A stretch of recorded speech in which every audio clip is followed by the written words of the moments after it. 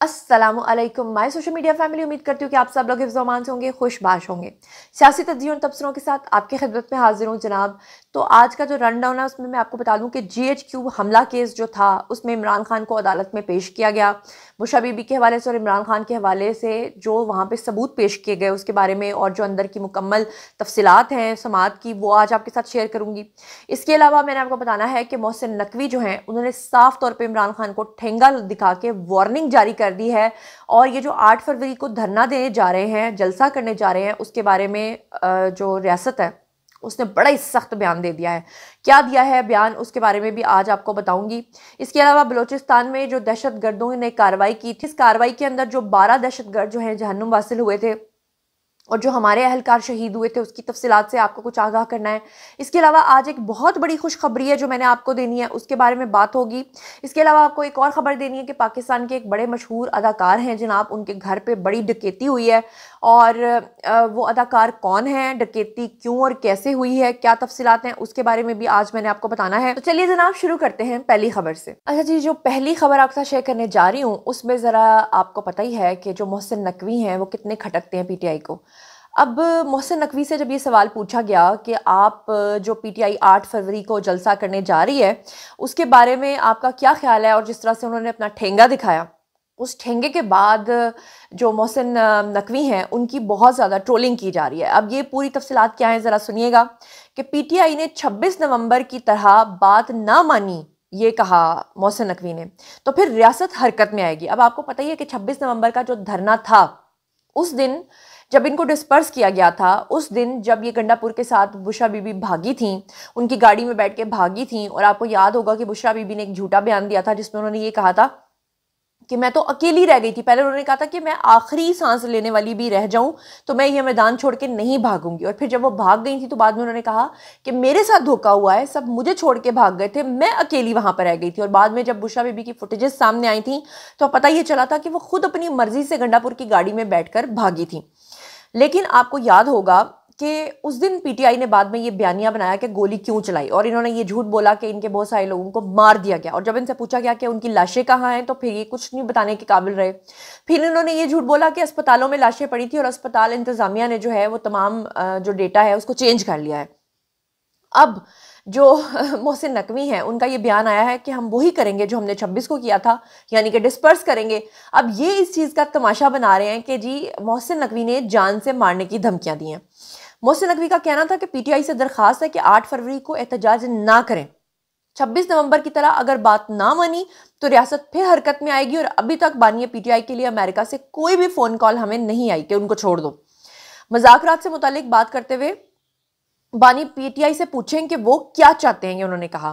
लाहौर में बात करते हुए वफाकी वजीर जो हैं मोहसिन नकवी, उनका कहना था कि पहले भी PTI ने ऐसी ही तारीखें तय की थी और सोशल मीडिया पर चलने वाली खबरें जो हैं उनमें हकायक नहीं होते, और कोई पाकिस्तानी जायज़ तरीके से बैरून मुल्क जाता है तो फिर खुशी होती है। अच्छा जी, उन्होंने कहा कि पाकिस्तान का अमरीकी हुकूमत से अच्छा ताल्लुक है, आप बहुत जल्द इसके नताइज देखेंगे। अमेरिका में कांग्रेस जो है कांग्रेसमैन से मुलाकात भी हुई है। आपको पता है कि अभी कुछ दिन पहले मोहसिन नकवी अमेरिका की यात्रा पे थे और वहाँ पर उन्होंने वहाँ के कुछ हाई ऑफिशियल्स के साथ मुलाकातें भी की थी। और PTI के जो अकाउंट्स थे उन्होंने जनाब ये इल्ज़ाम आयद किया था मोहसिन नकवी के ऊपर कि उन्होंने उन लोगों से मुलाकातें की हैं जो एंटी चाइना थे, ताकि पाकिस्तान और चाइना के ताल्लुकात को दोबारा से ख़राब किया जा सके, सबूताज किया जा सके। इसीलिए उन्होंने कहा कि सोशल मीडिया पर जो चलने वाली खबरें हैं वो सही नहीं होती। उन्होंने कहा कि नादरा के साथ मिलकर पासपोर्ट के काउंटर्स बनाए जाएंगे और काउंटर्स बनने का फ़ायदा ये होगा कि लोग जो है वो लंबी लाइनें लगाने से बच जाएंगे और 14 शहरों में पासपोर्ट काउंटर्स जो हैं वो बनाए जाएंगे। असल में पासपोर्ट्स की आसानी के लिए वो बात कर रहे थे। जब उनसे ये सवाल पूछा गया तो उन्होंने साफ कहा कि भाई अगर PTI अब की बार 8 फरवरी को भी बाज नहीं आती तो फिर हमें वही करना पड़ेगा जो कि हम कर सकते हैं, और हमने जो किया था 26 नवंबर को। अब उसे आप चाहे गोलियों से जोड़ें, चाहे आप उसे किसी भी चीज़ के साथ जोड़ें। एक और खबर आपके साथ शेयर कर लेती हूँ, बड़ी दुखी खबर है और ये 2-3 दिन पुरानी खबर है जनाब। खबर ये है कि फ़ख्र आलम जो हैं उनके घर पे जनाब डकैती हुई है और उनके घर चोरों ने सफाया कर दिया है। अदाकार जो है वो काफ़ी सख्त मायूस नज़र आते हैं। कराची में उनके घर को लूट लिया गया और पुलिस जाए वकुआ पे जब पहुंची तो जनाब उन्होंने तहकीकात शुरू की। फ़ख्र आलम जो हैं उन्होंने अपनी स्टोरी लगाई जिसमें उन्होंने लिखा कि ये इंतहाई परेशान कुन बात है। मुझे उम्मीद है कि मुल्ज़मान जल्द कानून के शिकंजे में होंगे और मेरे लिए चीज़ें अहम नहीं हैं, लेकिन ज़हनी सुकून की कोई कीमत नहीं है। और उन्होंने कहा कि वो बहुत ही ज़रूरी है कि ज़हनी सुकून हो। लेकिन कराची के अंदर आपको पता है कि कराची की तो ये हालत है कि जब मैं पहली बार कराची गई ना, तो मुझे वहाँ कोई साफ़ सुथरा इंसान नज़र नहीं आया। अब साफ़ सुथरे से मुराद ये कि हर शख्स वहाँ पर आपको मैला दिखाई देगा। अल्लाह माफ़ करे। जो लोग मुझे कराची से देख रहे हैं ना, मैं उनसे हाथ जोड़ के एक्सक्यूज़ करती हूँ। उन्हें गुस्सा आएगा, लेकिन मैं रियलिटी बता रही हूँ, क्योंकि कराची में बारिश ही नहीं होती, हर जगह डस्ट उड़ रही होती है। आप यहाँ पंजाब में सड़कों के अंदर गड्ढे ढूंढते हैं, वहाँ पर आप गड्ढों के बीच में सड़क ढूंढते हैं। वहाँ पे जो आपके फुटपाथ्स हैं वो इस कदर काले स्याह हो चुके हैं, मैले हो चुके हैं। मुझे याद है कि मैं वहाँ पे 4 ड्रामास का शूट कर रही थी और वहाँ पे जिन घरों के अंदर हम शूट करते थे वो घर काले हो चुके थे। वहाँ पे हमारे यहाँ पे तो एक आदत है ना, पाइप पकड़ के हर चीज़ को धोते हैं। वहाँ पे पानी नहीं होता, कंटेनर से तो पानी आता है वहाँ पे। मतलब ये वहाँ के लोगों का कसूर नहीं है, ये वहाँ की हुकूमतों का कसूर है। ये वहाँ पे पीपल्स पार्टी का कसूर है, जो इतने सालों से वहाँ पे बरसरे इक़्तिदार है। और वहाँ पे ये हालत है कि समंदर में मैं चली गई तो समंदर के पानी को देख के मैं वहाँ से भाग गई। काला स्याह पानी। बचपन में हम जब जाते थे कराची तो ऐसा नहीं था। कराची कराची अब कितना गंदा और मैला हो चुका है कि अब कराची को कचराची कहने का दिल चाहता है। तो वहाँ पे ये हालतें हैं, लोगों की बाइक्स गुजर रही होती हैं, तो बाइक्स इस कदर पुरानी होती हैं वहाँ पे कि पता चलता है कि वो लोग अपनी बाइक्स, नई बाइक्स के ऊपर ना पुराने स्टिकर लगा देते हैं। मैंने पूछा ऐसा क्यों? क्योंकि जी वो रास्ते से छीन के चले जाते हैं, फ़ोन्स नहीं वहाँ पे लोग लेकर बाहर निकलते अच्छे। तो वहाँ पे ये डकैतियों का हाल है, ये वहाँ पे सिक्योरिटी की सूरत हाल है। मैं खुद कराची में 1 साल रह के आई हूँ और किस तरह रह कर आई हूँ वो मैं जानती हूँ या मेरा अल्लाह जानता है। चलिए जी, अब आपके साथ एक और खुशखबरी शेयर कर लेती हूँ। स्क्रीन के ऊपर आपको ये बनती हुई बिल्डिंग नज़र आ रही है। ये बिल्डिंग क्या है और किस लिए है? खुशखबरी जनाब यह है कि वज़ीर आला पंजाब मरियम नवाज़ की जो काविशें हैं वो रंग ले आई हैं और नवाज शरीफ कार्डियोलॉजी हॉस्पिटल जो सरगोदा है उसके तामीराती काम जो है उस पर तेज़ी से जारी हैं। ये मंसूबा ना सिर्फ सरगोदा डिवीजन बल्कि इसके गिरदोनवाह के अवाम की ज़िंदगियों में एक नुमाया बेहतरी लाएगा। और अच्छी बात यह है कि ये हॉस्पिटल जो कार्डियोलॉजी का है, ये बनने के बाद इर्द गिर्द के जो इलाके हैं, जो गांव हैं, उनको बड़ी इजी रसाई हो जाएगी। वरना आप देखें कि आज कोई बीमार होता है तो उसे कहते हैं उन्होंने लाहौर ले जाओ। अब हर कोई तो लाहौर आता है, तो लाहौर के हॉस्पिटल्स में जो लोड है वो आपको पता ही है।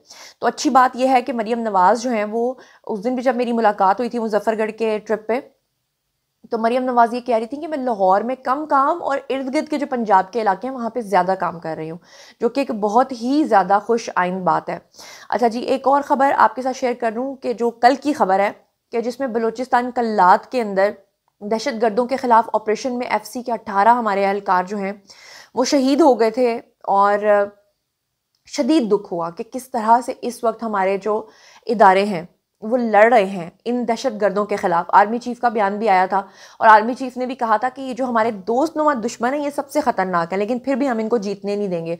और हम कितनी आसानी से कमेंट्स पास कर देते हैं इदारों के ऊपर कि हाँ हाँ ये तो हमारा बजट खा जाते हैं, हाँ हाँ ये तो ये करते हैं। आप मुझे बताएं कि किसी को कितना भी आप बजट दे दें, क्या वो उसकी जान से ज़्यादा कीमती हो सकता है? ये मेरा आपसे एक सवाल है। और हमारे जो शहीदा हैं ना, उनकी हमें कदर करनी चाहिए। बहरहाल 18 हमारे एहलकार शहीद हुए, लेकिन 12 दहशतगर्द जहन्नुम वासिल हुए। और ये अफ़गानिस्तान में तालिबान के पास छोड़े गए जो अमेरिका का जो असलहा है उसका ये जो अफ़गानी इस्तेमाल कर रहे हैं और उसके लिए जो ये हरकतें करते फिर रहे हैं और पाकिस्तान की पीठ में छुरा घोंप रहे हैं, और हम लोग उसी तरह से उनकी मेज़बानी करे चले जा रहे हैं और हमने उसी तरह से अफ़गानियों को पनाह दे रखी है। तो मेरा ख्याल है कि ये जो अफ़गानियों का इनखला था इसमें तेज़ी आनी चाहिए, इनको जल्द अज जल्द निकाल देना चाहिए। बहरहाल जनाब, एक और ख़बर आपके साथ शेयर कर लेती हूँ जनाब के 9 मई में GHQ हमला केस जो था उसमें तोड़फोड़ की जो तस्वीर और माली नुकसानात की रिपोर्ट है वो फाइनली अदालत के अंदर जमा करवा दी गई है। 9 मई के अंदर इंसदाद दहशतगर्दी अदालत के जज हैं जी अमजद अली शाह, उन्होंने समाअत की और इमरान खान को भी कमरा अदालत के अंदर पेश किया गया क्योंकि उन्होंने सब लोगों को इकट्ठा किया था उस दिन जो अदालत के अंदर गवाह आया कांस्टेबल इमरान, उसने GHQ हमला केस की तस्वीर अदालत के अंदर पेश की, जबकि गवाह एक और था अवैस शाह, उसकी तरफ से GHQ गेट के ऊपर तोड़ फोड़ का जो तखमीना है वो रिपोर्ट अदालत के अंदर जमा कराई गई। अदालत को बताया गया कि जनाब GHQ में जो तोड़ फोड़ हुई है उससे 7,80,000 रुपये का नुकसान भी हुआ और गेट को तोड़ा, वो जो उसके साथ चौकियां थी इधर उधर जो तोड़फोड़ की, मुजस्मे तोड़े। अदालत ने जनाब इजाफी रिपोर्ट्स मुल्ज़मान को ना देने पर SSP ऑपरेशंस को भी तलब किया और एसएसपी ऑपरेशन समात के दौरान अदालत नहीं पहुंच सके, जिस पर अदालत ने आइंदा समात से पहले इजाफी रिपोर्ट्स वकला सफाई को देने की हिदायत करते हुए बुशरा बीबी की 26 नवंबर की 31 मुकदमात में अबूरी जमानत में 8 फरवरी तक तौसीह भी की। और इंसदाद दहशतगर्दी अदालत ने जीएचक्यू हमला केस में 6 फरवरी तक इसको मुलतवी कर दिया है और 31 मुकदमात में शामिल तफ्तीश करने की हिदायत करते हुए 8 फरवरी को बुशरा बीबी को अदालत के सामने पेश करने का हुक्म भी दे दिया है। तो जनाब, ये था आज का वीडियो। बारी है जी आप लोगों की। आई कमेंट सेक्शन में और बताइए कि आप इन तमाम चीज़ों के बारे में क्या सोचते समझते हैं।